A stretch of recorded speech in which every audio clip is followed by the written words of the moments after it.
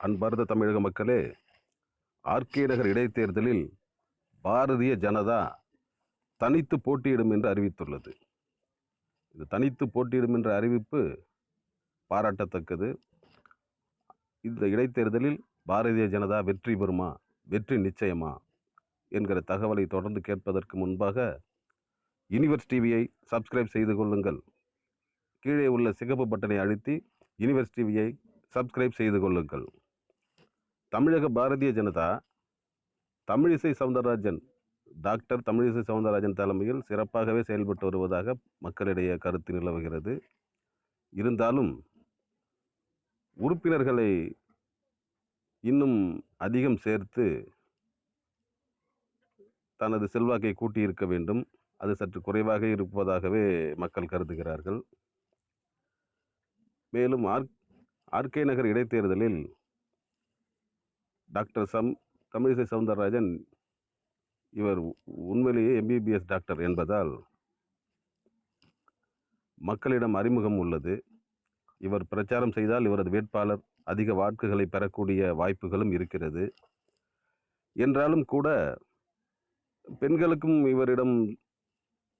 இவர் அறிமுகமும் இவர் மீது நல்ல மதிப்பும் உள்ளது. அது வாக்குகளாக கூட மாறக்கூடும்.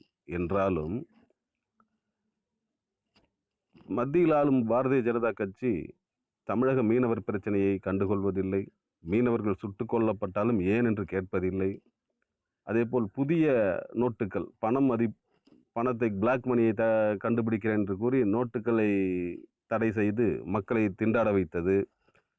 இது போன்று பல சிரமங்கள் பிஜேபியினால் ஏற்பட்டிருக்கிறது. இது மக்கள் மனதில் தொடர்ந்து பதிந்திருக்கிறது. இது பின்னடைவை ஏற்படுத்தக்கூடும். இங்கே அதிமுக, திமுக இவைகளை எதிர்த்து போட்டியிடும் போது, குறிப்பாக திராவிட கட்சிகளை எதிர்த்து போட்டியிடும் போது பாரதிய ஜனதா மிக மிக பின்தங்கியே இருக்கிறது என்று கூற வேண்டும். இவர்கள் வளர்ச்சி இன்னும் கூட வேண்டும்.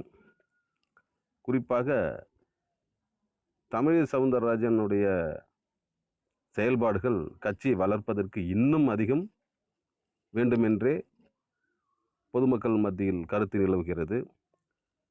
இத்தகைய செயல்பாடுகள் தமிழக பிஜேபிக்கு ஆர்கே நகர் இடைத்தேர்தலில் வெற்றி வாய்ப்பை பெற்று தருமா, அல்லது கணிசமான வாக்குகளைத்தான் பெற்றுத்தரும் என்று மக்கள் கருத்து தெரிவிக்கிறார்கள்.